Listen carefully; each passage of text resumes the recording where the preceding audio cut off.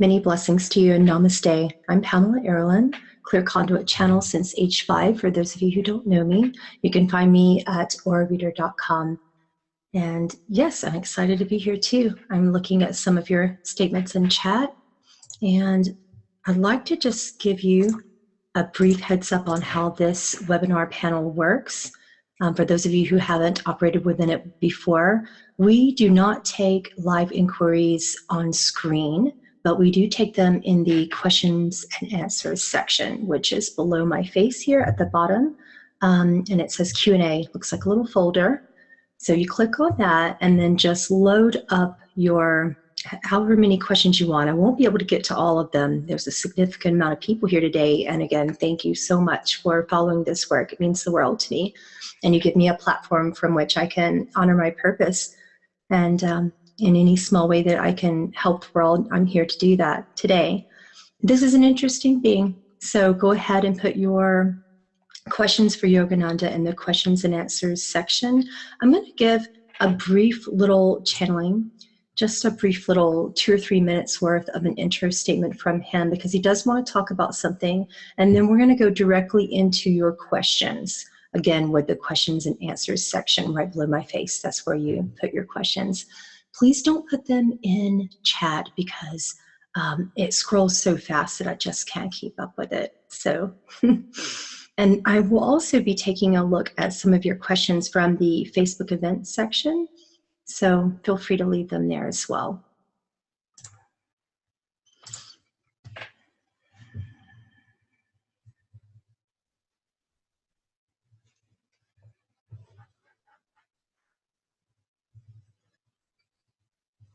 The topic of my discourse today will be the mankind's quest for eternal life purpose, as you are often engaged in this quest. The hope that a purpose will bring happiness and completion is a temporary relief. And for many who have sought God within, this search is now over. God is the purpose. Realization is the purpose. Many may doubt that God is the purpose of your life. But if you find God, you find you. If you believe that the purpose of life is happiness, God is happiness. He is bliss. He is love. He is endless, boundless joy. No one else can give you this happiness but you. Nothing external can be permanent. If life provided you all that you wanted, even after a time, you would become dissatisfied and need more. But there is one state of being that is permanent, and that is joy. Joy is the inner experience that all of you seek. If you find this joy within, you will find it in everything without. And in God, you will tap the reservoir of endless bliss. The joy of God is boundless, endless, and forever new.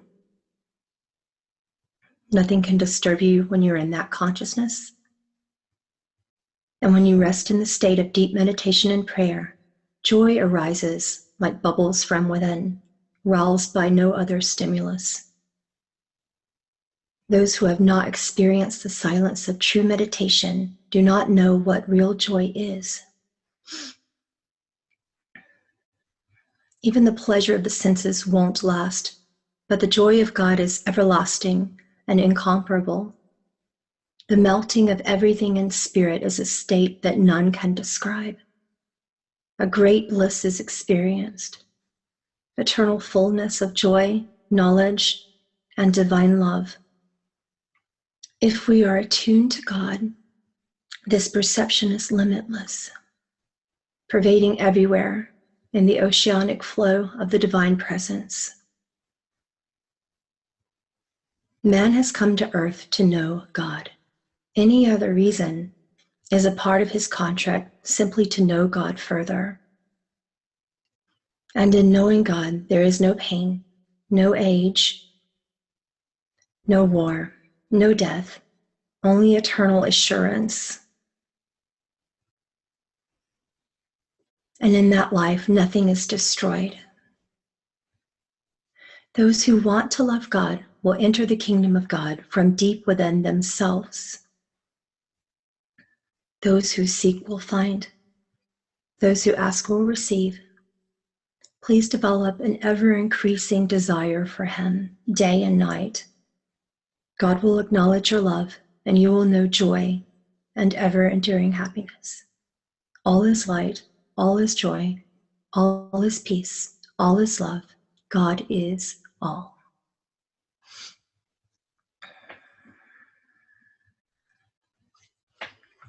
Okay, let's move on to your questions now that we're done with that.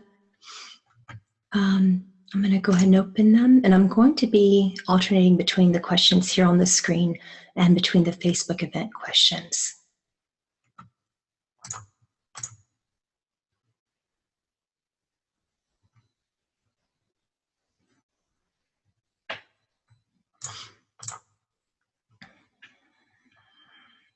That's so interesting because someone's asking, what is my life purpose? Well, he didn't say joy, but he did say for you that it delves into self-love. Oh, this is a good question. Let's talk about this. The question is, my grandmother had Alzheimer's disease, and my grandfather, had Alzheimer's disease, and he passed in his sleep last night. You have my blessings, by the way, for your family. Can you be at peace when you die if you had this disease? He's nodding yes.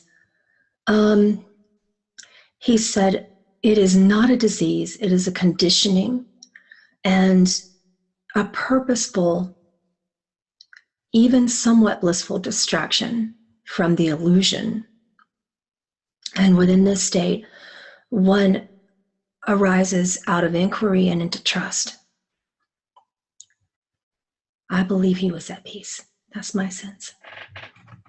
Again, much love to your family. Okay, that's an interesting question about the self-realization fellowship. We'll go ahead and answer that from Anonymous. Are you still actively guiding the SRF, the organization you founded from where you are now?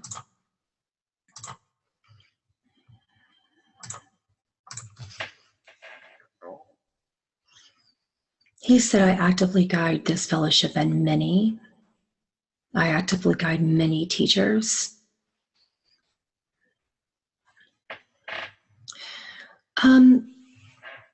He discussed this with me yesterday. I've been in and out of meditation with him for a couple of days now, pretty strongly. And I asked him a question about SRF and the direction it was going. And he said, much like any organization, it has little ebbs and flows, and things come in between the nooks and crannies of the organization, catalyze teachers within, and things temporarily fall apart in order to fall back together.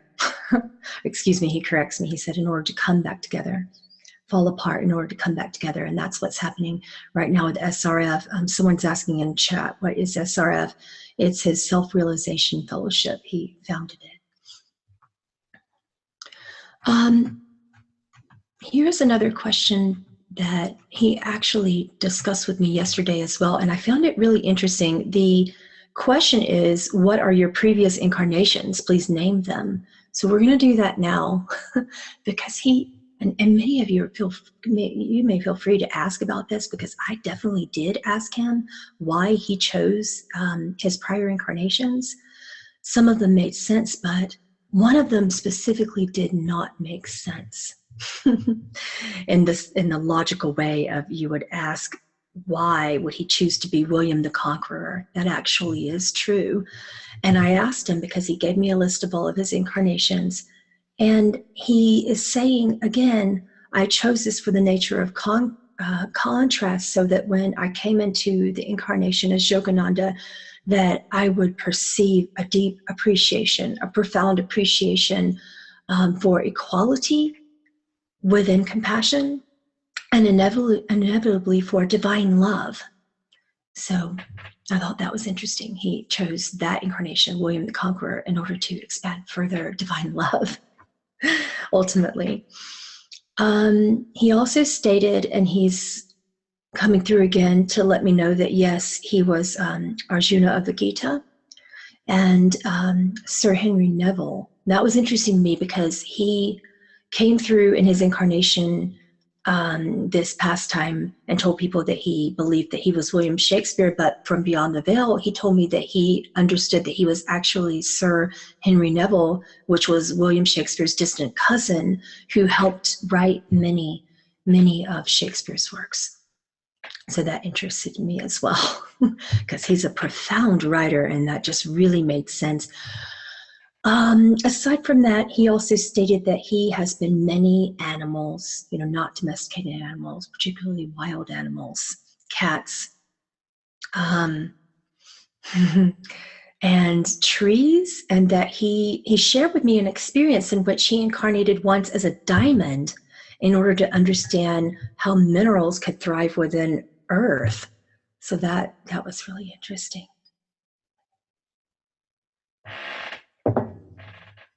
Okay, let's move on.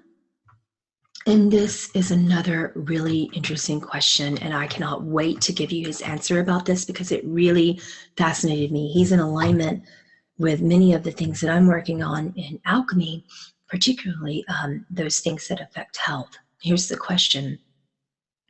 What is the spiritual reason people are born with health issues? How can we better our health? And is this connected to physical immortality? That was question one of you gave me yesterday. And he answered me for about an hour. So let's see if we can conjure it a little bit further.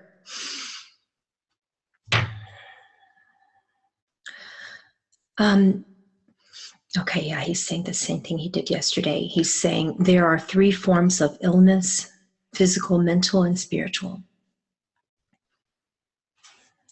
The physical is caused by toxic conditions, infections, and what many people believe are accidents, but all of this is in divine alignment based on soul purposes. Mental illness is caused by the energy of fear, worry, anger, and other emotional inharmonies. Soul sickness is caused by man's ignorance of his true divine relationship with God. Ignorance to one's connection to Source is the supreme illness. When one banishes ignorance, he also banishes the causes of all physical, mental, and spiritual disease, for wisdom is the greatest cleanser. Attempting to overcome suffering by the limited power of material curative effects will often breed disappointment, as the illness will then return. In the unlimited power of spiritual methodology, man finds a permanent cure for the disease of the mind, body, and soul. This boundless power of healing is sought by connected to the wisdom of God within you. And the kingdom of God is and has always been within you. All things are possible with this divine help. Unless one really knows God, he isn't justified in saying that only the mind exists and that one does not need to proactively obey health laws or to use any physical aids for healing. Until self-realization is attained, common logical sense should be used in all one does, while simultaneously never forming any state of doubt of God's presence and power. If you experience the energy of doubt, ask for affirmation of your own faith in God's omnipresent divine power. Again, medicines affect the chemistry of the physical body in its outer composition within the bodily cells only. It does not alter the inner atomic structure of the life principle coding of the cells. No physical cure of disease is possible until the healing power of God has corrected from within the imbalance of lifetrons, or intelligent life energy, within the radiant body. Thank you.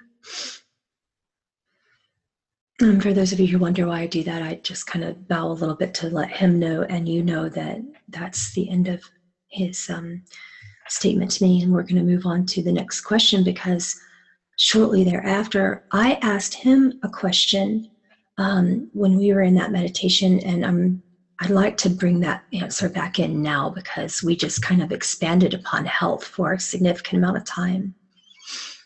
And the question I asked him was, how do I increase my natural resistance to disease?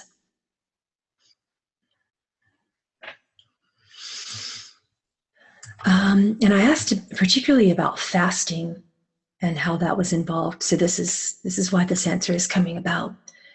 And he's stating, fasting is a natural method of healing. Even when animals are sick, they too fast. And the body has a natural function of cleansing itself and maintaining much needed rest through fasting.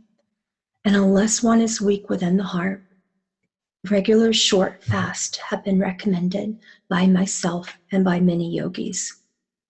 Another good method of physical healing is through aligned herbal remedies and herbal extracts. And in using these medicines, however, you may find that the herbs are not powerful enough to bring an efficient or suitable healing, or that the herbs are so powerful that they irritate your bodily tissues instead of healing them. Even exposure to certain forms of healing rays will burn the physical tissues if one isn't emotionally aligned and prepared for healing at a more profound inner level. Better than medicines are the rays of the sun. In them is the strongest healing power. One should bathe in the sun for at least 10 minutes every day, preferably in the morning or evening.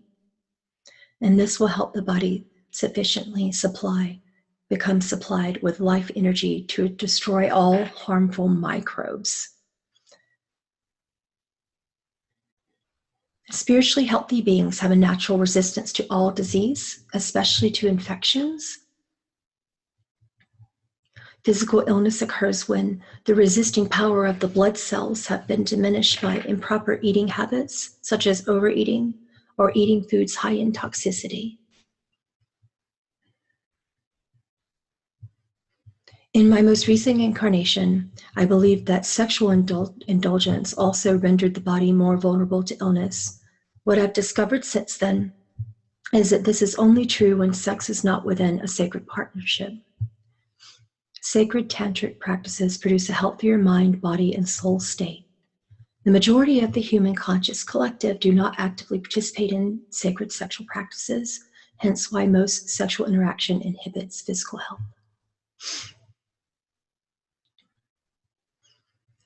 Another way to converse your vital energy is to follow a healthy, balanced diet free of toxins and to indulge in the act of smiling. That was a fun answer. Let's continue. Smiling and laughter induces the frequency of celebration, which is the highest frequency of energy possible on planet Earth. No disease can exist for long within this frequency, for he who finds joy within himself soon discovers that his body is charged with radical electric currents of life energy, not from food, but from God. One may also cleanse the body with herbs and fasting, but keep in mind that this is only a limited effect. When one is joyful within, one invites the help of the inexhaustible power of God. And this is a sincere, authentic joy that is found within, not one that is feigned outwardly. Then this joy activates abundance on all levels. A genuine smile or genuine laughter distributes the cosmic currents of prana to every cell within the body.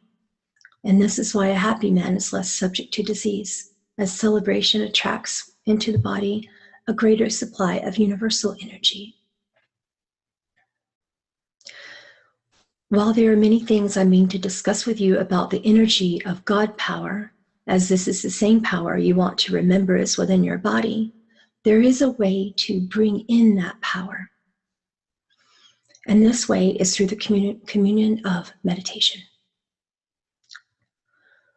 When you commune with Source in meditation, the healing is permanent, as it is then divine healing. The supreme power of Source within you may be invoked by consistent faith and unceasing prayer. While eating properly and caring for the body, continuously commune with God in prayer. Here is an example of a healing prayer. Lord, can you heal me because you control the life atoms and subtle conditions of the body? Thank you. It's when you go to God and receive supreme healing power that the life energy is then directed into the atoms of the bodily cells, and this then produces instantaneous healing. Please consider that the attempt to change one's habit from physical to spiritual methodology should be gradual. It takes time to change one's ways of thinking from dependence on food to dependence on mind. He capitalized the M, by the way. That was clear in my head when he was just saying that.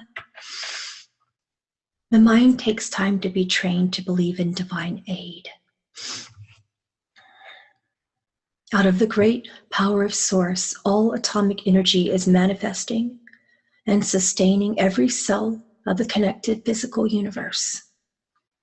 As moving images and video are sustained by a beam of light coming from the camera, so are all of us sustained by the cosmic beam, the divine light pouring from the camera of eternity. When you look within to find that beam, you will behold its unlimited power to rebuild atoms, electrons, and lifetrons in all bodily cells that may be out of order. Here are some informations that invoke that light. So first one. The healing power of spirit is flowing through all the cells of my body. I am made of the one universal God substance. Number 2. Thy perfect light is omnipresent in all of my body parts. Wherever that healing light is manifest, there is perfection.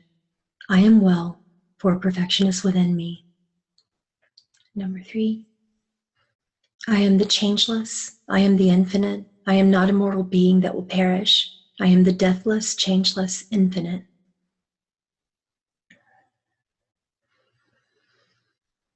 Okay, let me move to another one of your questions. Thank you.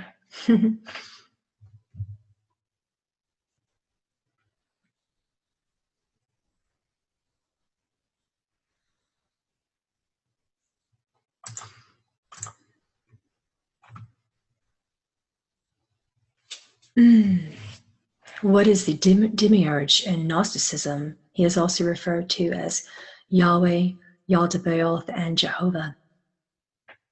Okay, he's moving his hands in 3 different directions as he stands before me, and he's saying that that was a split off from 3 different notions.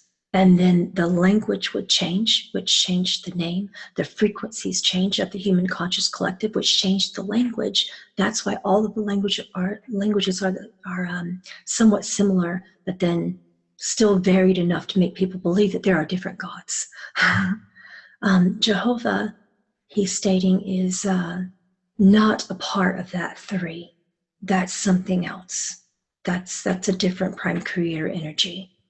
And Yahweh is derived from the frequency of the sun. He wants to make that clear as well. Oh, what's that word? He's telling me something I've never heard before. I might have to spell it. Maybe pentagrammatron? Someone's going to know what that means. I'm going to write that down so that sometimes when I channel through, it just goes that way. Pentagrammatron is a sacred shape that embodies the source of that word. That will help you a lot for those of you alchemists who are watching this to know what specific spiritual coding Yahweh and Yahshua and Joshua and Jesus and all of these beings that are all one come from. They are derived from this sacred shape And that's something that you should know in your alchemy principles. For those of you who follow alchemy like me, and for those of you who follow Reiki as well, that will be very... he did not say the tetragrammatron. He said the pentagrammatron. Or pentagrammaton, something like that. Someone will know. I don't always know these things. We'll look it up later for you, and maybe we'll have a Facebook discussion. Let me look at some more of your questions. Okay, that's a good one. Someone wanted to know, was Yogananda an avatar? So we'll answer that. He states, I was a fully liberated human with an avatar presence. I was realized, I did remember all of my lifetimes. I did not name myself an avatar. Okay, his teacher did. Okay, his teacher named him an avatar. That's what he's saying. He did not personally name himself an avatar. Hope that answers your question. Oh, what a good question there. I'm going to take that and run with it because I know he's going to love it. Hold on, I'm going to need some water for this one. How do we break free from illusion? Yeah.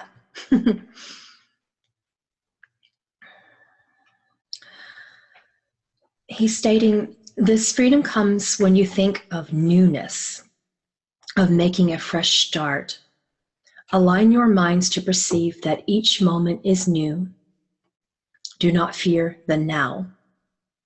Being aware of your feeling state in the now will breed actions that cause you to consciously change your thought patterns.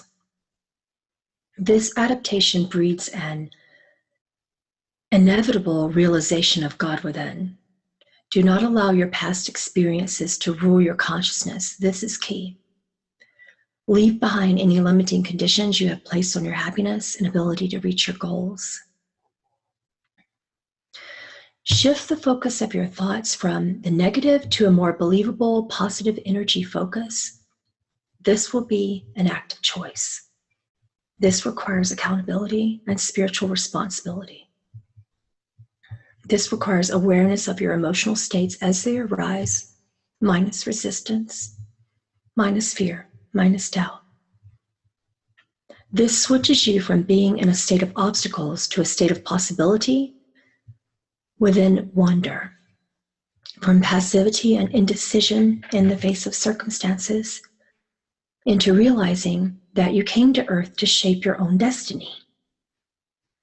Everything you wish to be is already within you in divine accordance to your life path, which you chose in spirit form. You can change illusion by the conscious choosing of positive thinking and concrete, believable actions. If you consciously affirm and practice the qualities you wish to manifest, you'll bring out these traits of God from within you, and you then will become them. If old patterns arise, love them. Love the part of yourself that is causing the patterns to arise, as all requires love. Thank you. Okay, let's move on to another question.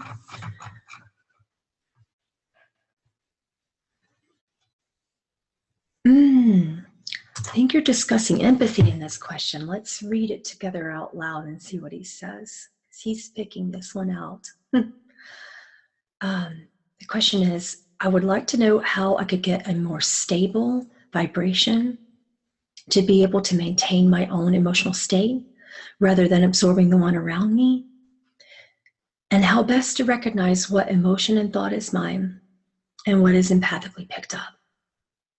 If someone is picking up empathic vibration from the collective, would that mean that he or she is to help heal the collective?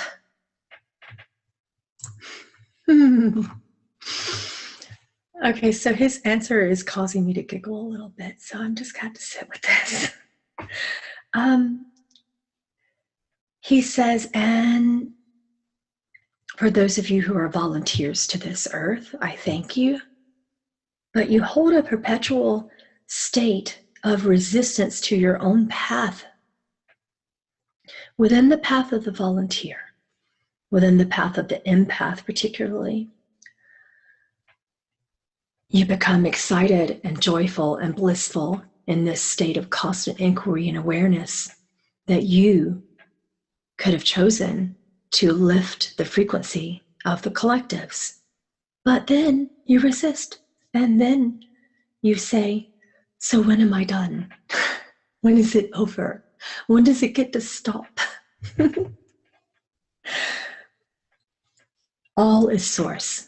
When you recognize the divinity in all of the emotions, you stand within them in the present moment of awareness without inquiring, which is mine? Is this mine? If you feel it, it is yours. If it is reflected upon you, it is yours. Of course, it belongs to the collective, and it too belongs within you. And it is your mirror. Receive, walk within each emotional state, minus doubt, minus fear, minus worry.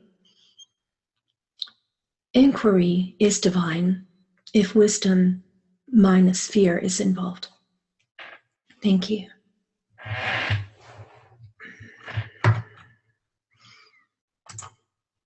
Let's move on to another one of your questions. That's a great question. I'll take that one now. The question is, how do I transcend ego? He states, your ego was created by you. Your ego was created for you to love as a portion of your divinity. Your ego is here to help you question all for comparable reference point of what is source. Your ego initially helps you perceive separation in the illusion and within the Maya. Okay, that's another word for illusion. Okay, he's nodding. And initially this is necessary, for only within the perception of illusion can you fully stand in appreciation of oneness and unity. Love whatever arises within you, even if you are perceiving these emotions within a component of ego. All is love, all deserves love. All arises from love, all is a call to love. Okay, thank you. Moving on to the next question. There's a lot of questions in one here. Are you in contact with Babaji? He said, in direct alignment, perpetually, consistently, and lovingly. Where are you living now?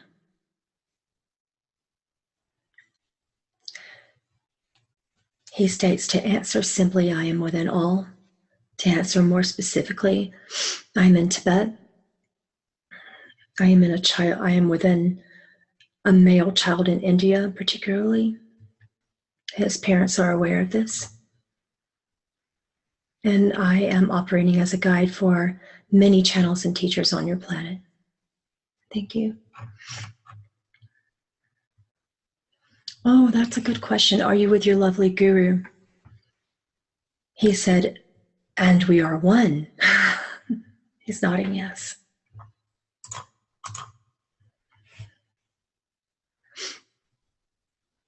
What a great question. I'm loving your questions. Okay, let's move forward into this one. The question is, when masters speak about real earnestness and that being the only real way to connect, to meet God and recognize ourselves as that pure being, what does that word mean exactly?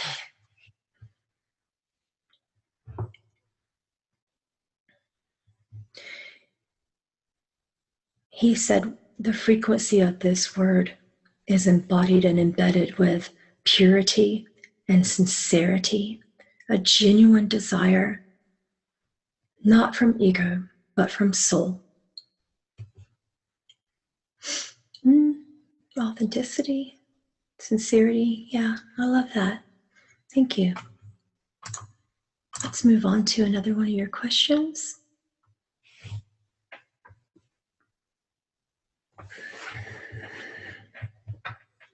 Oh my goodness, what a question. We'll take it. Who really is or was Babaji, and is there spiritual gain to be had by reaching out to him?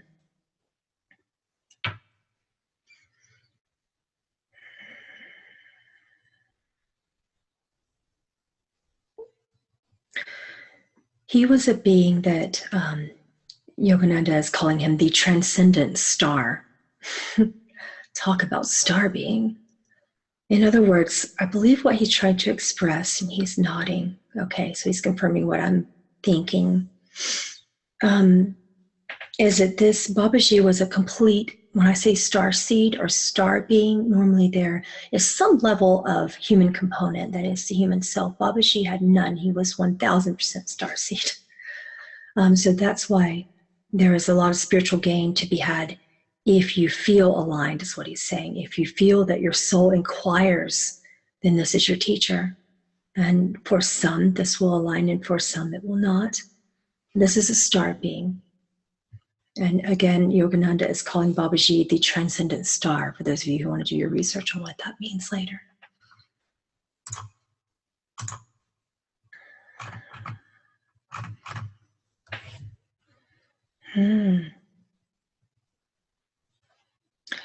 This is a really good example of things that within this question. This happens to many people who have chronic illnesses. So I believe that we should take it. We should take this question. But before, someone is stating in our chat that they're not sure their questions are going through. Your questions are going through, but he has such a loving, calming presence that I literally fell asleep and went into a trance for an hour before this program. So I'm trying to operate quickly and keep up, but I'm just not keeping up. So I'm going to try to speed up for you now, okay? But he's just very calming, so it's hard for me to operate quickly within that. Okay, here's the question. My daughter has had a mysterious illness for 2 years, constant abdominal pain, nausea, dizziness, chronic fatigue, etc. She's positive and active and has developed herself spiritually, worked on changing her belief systems.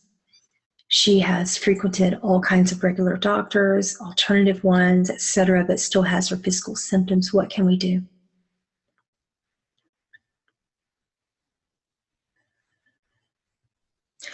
Okay, what he would like to explain, and he's showing this in some categories, he operates in that way sometimes.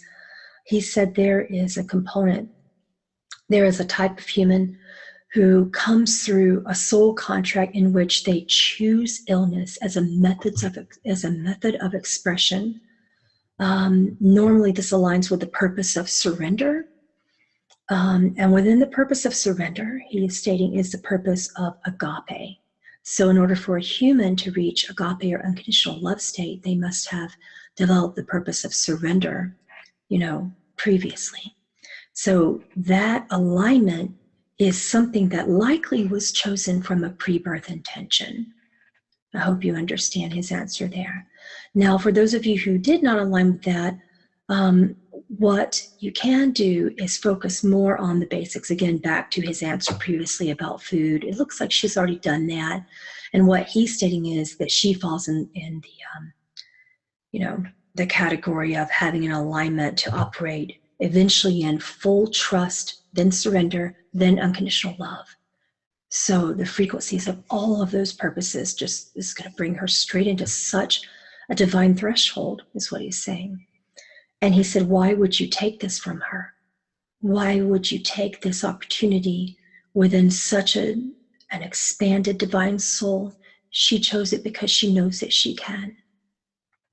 Well, that's a really difficult answer. You, as a mother, because I know this is the mother asking the question, I'm just kind of holding you in my heart space for a moment. If you feel that, much love.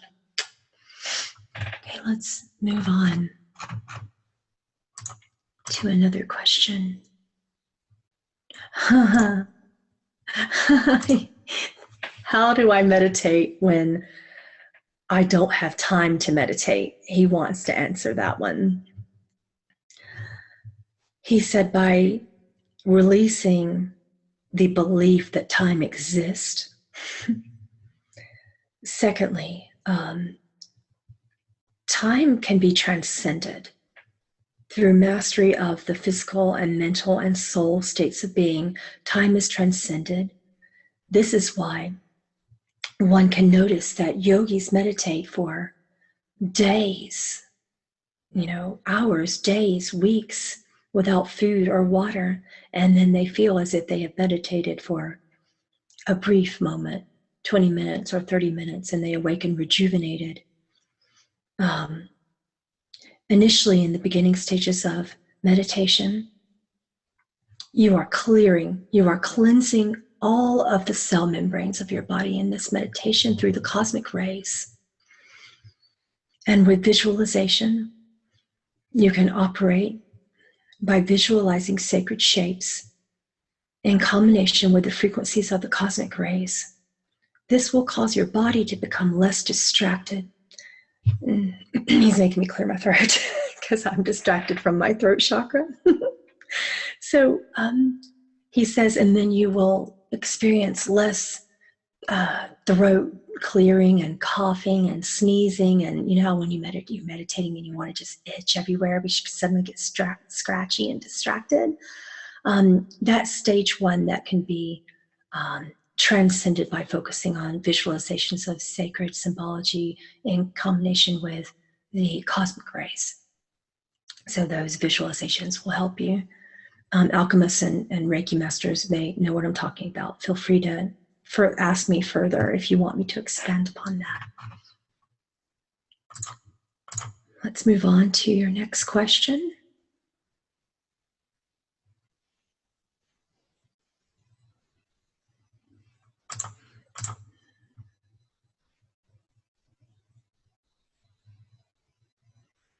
What is the most effective way to help others discover the source within them?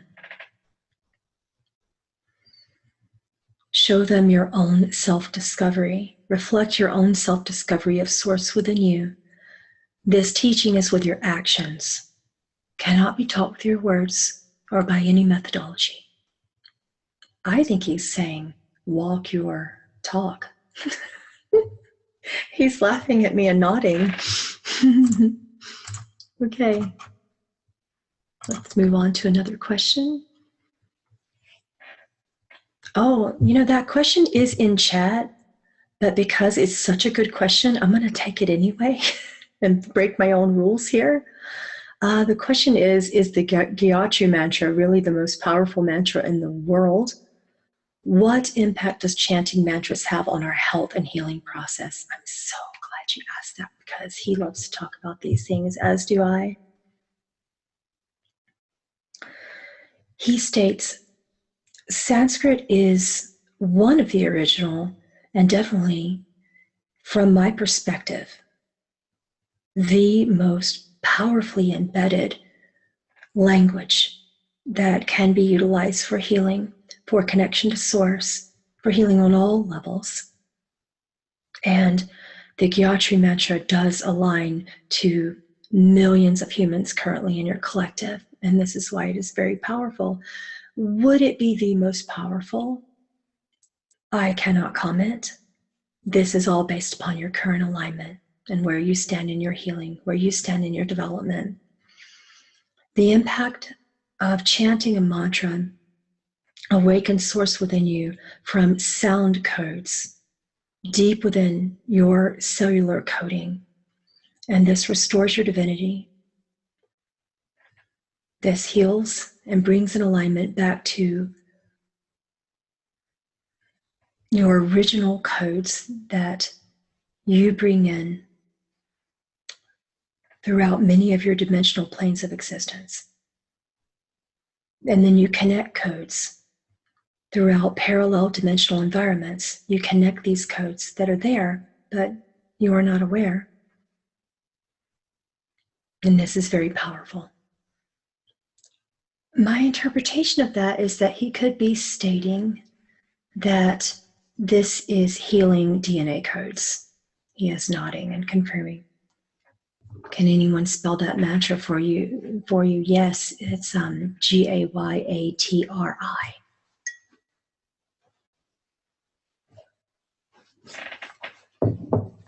Okay, let's move on.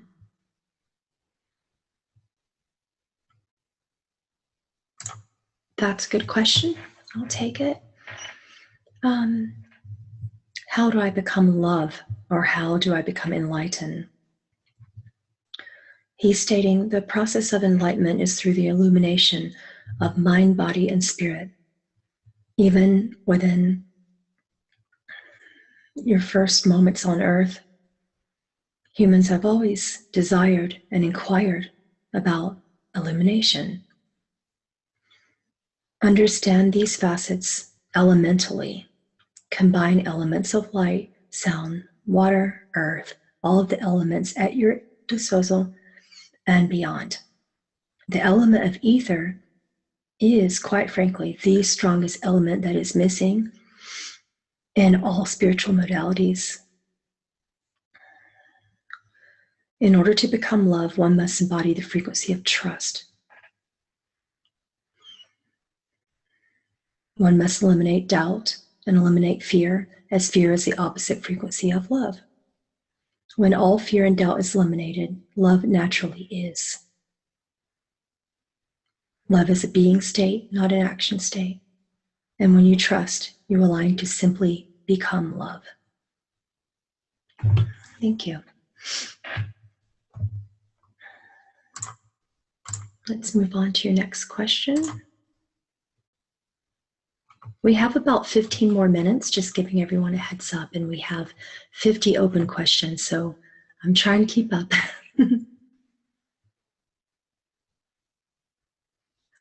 Oh, we'll answer that. Touche. When you were alive and you cautioned against channeling, how do we know that this is authentically you that is channeling and speaking through Pamela? Well, why do you want me to answer this? Put me on the spot. He states, I am channeling through many beings. Channeling is simply listening without doubt and trusting the response. In my incarnation, I believed it dangerous, only because at that time, many human beings did not trust in their own perceptions. And it is still an occurrence through this day. Choose your channels with caution. Make sure that you have aligned towards a clear channel who operates minus ego and with love. This is step one. In my incarnation, there was too much doubt in the human conscious collective, and there was a massive filter in the human ego. Step two, in choosing your channel, please understand that a channel must be balanced in all facets of his or her existence. Step three, in choosing your channel, please understand that a channel is responsible, accountable, and ethical in their presence. Thank you. I am interpreting his response as basically, okay, he didn't really align with it when he was alive because of the human conscious collective of doubt and the ego filter, and he does align with it now. He hasn't channeled with a lot of people. It did take me a long time to be able to capture his presence. I've been trying to channel him for about 8 months now, and it did take me a while. For those of you who remember when I began to channel Dolores Cannon, I had the same experience. And he is highly evolved. And when people go into an evolved state, when they stand in their fifth dimensional, sixth dimensional presence, they're more than likely to come through a channel at that point. Dolores once told me, oh, well, I will never come through a channel. And we see how that worked out. But she's channeling to many people, by the way, not just me. And he is also channeling through many people, not just me. But it took him a while. And what I've noticed is that humans go through these collective stages of their development after they pass through the veil. And the first stage is, I'm going to figure out everything out, what's going on. The second stage is just reconnection with source, going back to source, joining, experiencing that divine bliss and divine love. And then the final stage is, I want to go back and help. And that's when they find the channel. That's when they find me and you and others.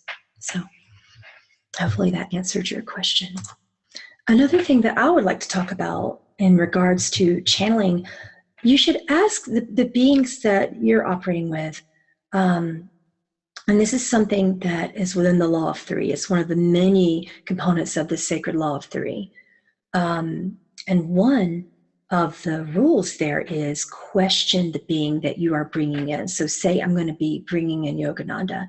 I will sit with that for a moment and I will ask a question, and I will ask 3 times, because 3 is just a alchemical number, and it's what makes the world go around. So if you ask the same question 3 times, you should receive the same answer from the being that you're trying to channel. So for example, if I were to say, what color is my hair? Not that that's a very appropriate question, but, and he says, why, it's brown. And then the next time I answer the question shortly thereafter, he says, it's brown and red. And then the next time he says something different, you notice if there is any difference, whether it be in tone, inflection, grammar, anything that comes about words themselves, if there's a difference, you don't have that being. So you need to try again. That's a little tip for those of you who want to channel.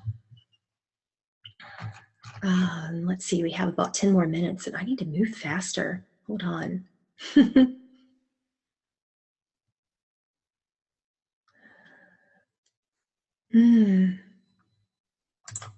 Okay. How relevant is the practice of Kriya Yoga for the new wave of ascension? He's stating there are many ways of ascension and many are operating in parallel existences. The presence and practice of Kriya was and is still highly relevant to most people who are operating within a 5th dimensional existence and who choose to align with a 5th dimensional ascension. Many will aspire to go beyond the 5th dimension, in which case Kriya is a great foundation. Thank you.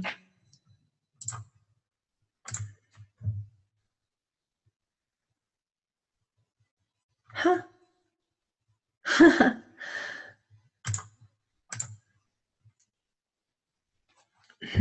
Calendar, Mayan calendar question. Okay.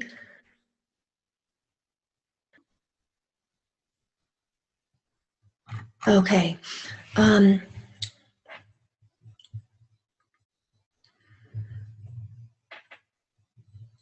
Okay. I may not be able to pronounce this. Hopefully he just steps right in and operates my tongue, because I don't pronounce things very well sometimes. Let's see. Sri Yukteswar had written of a 24,000-year calendar, which said that we are off the Kali Yuga age and are now in the, another word, hang on, in the Dwapara Yuga age. A Mayan calendar with a 26,000-year cycle says that we just ended a cycle in December 2012. From your perspective and spirit, which calendar is more applicable to mankind today? He's shaking his head and he's saying, none of them. Okay, back to your question. Is the astrological influence today more conducive to spiritual development? He's shaking his head no. He won't even let me finish the question. I'm going to finish the question. Okay, is the astrological influence today more conducive to spiritual development and ascension, or is it all still dependent on the individual effort? Now he's going like this. He's going, now you get it. You can receive this now.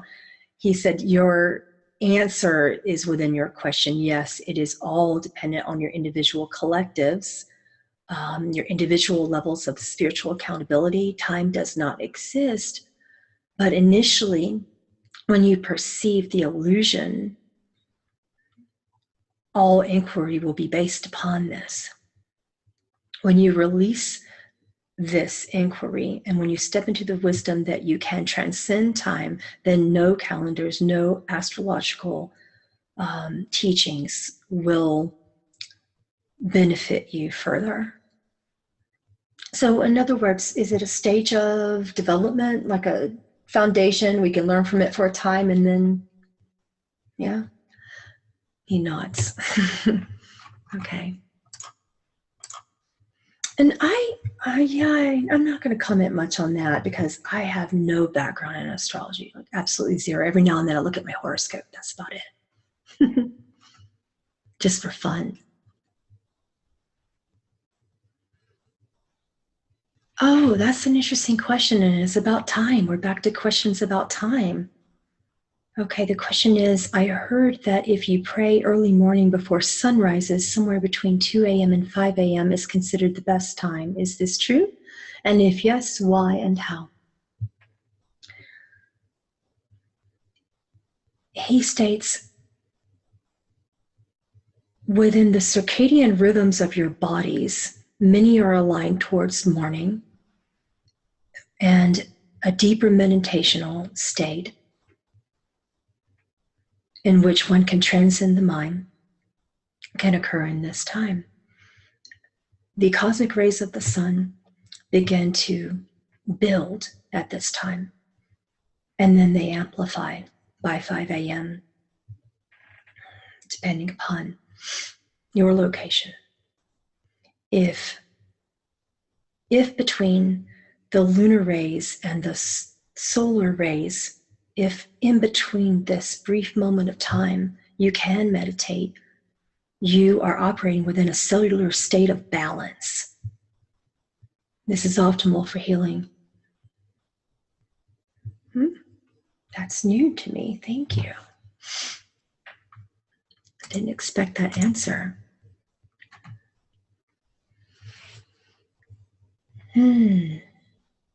That's a good question.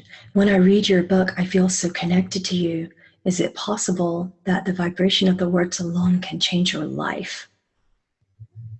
He's stating the vibration of all sacred words can change your life as they can feed you spiritually. Thank you.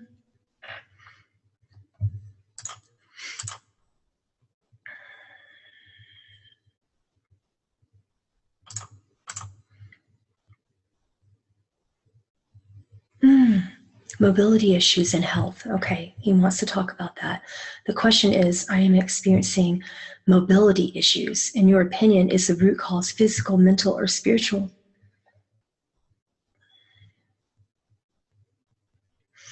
He says it is a challenge within mobility issues because you, within your ego state, are evidencing in every voluntary and involuntary motion that you are not trusting your movement. You do not trust action of source.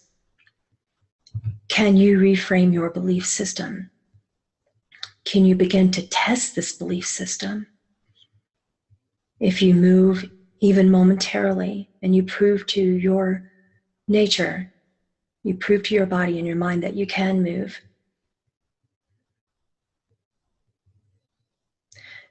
this will test your alignment further. When you step into the frequency of wonder, this activates trust at a divine cellular level. Trust is what heals. Trust, then acceptance, then surrender, and then love. In that order, the frequencies of these emotional core belief states will provide healing towards physical and emotional mobility issues. You are physically immobile because you are emotionally immobile. You are emotionally stagnant. The beliefs of stagnation can cause your body to follow suit. Please take heed. Thank you.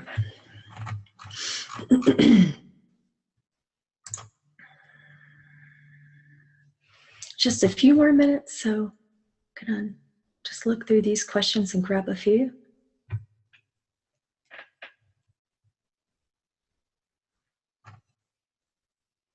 Can you ask Yogananda if he's helping anyone write books now, since he has passed? He's nodding yes.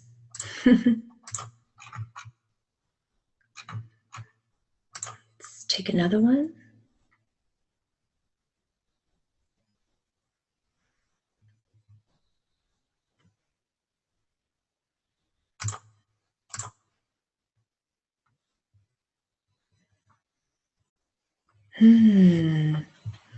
Do devotees in groups that have broken away from SRF receive your spiritual support also, or should they all join SRF? He said there is no should, there is no should not. If within their alignment they require no further inquiry from SRF, then this is loving for them. Of course they receive my support. Thank you.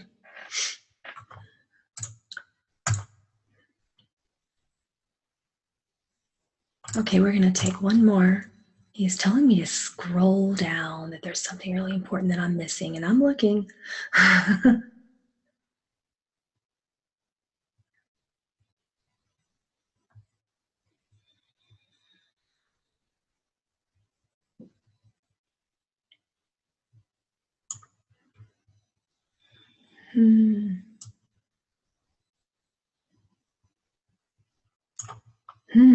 Okay.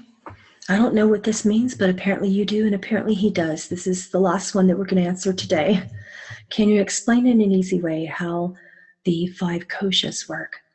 How should we use the koshas to know and experience at all times we are not them? Okay.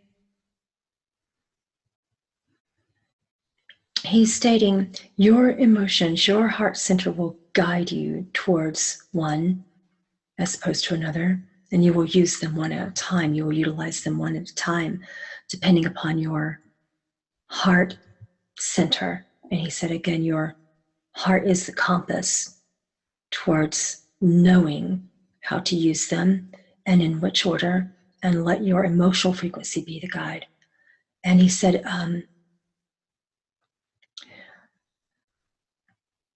you don't have to logically know what's best and how to use them. It is an intuitive trust. Okay. Thank you. All right. I'm going to close here. Thank you all for being here today. I really, really loved operating within your energies. It's been such a calming experience. He is such a calming being. I feel like I'm still in a meditation trance and that I will be there for many hours. So yeah, I really, really enjoyed it. And let's come back soon. We have Nostradamus next week, so that should be really interesting. And I've really, really enjoyed this. We're going to do it again next year. Much love. Namaste.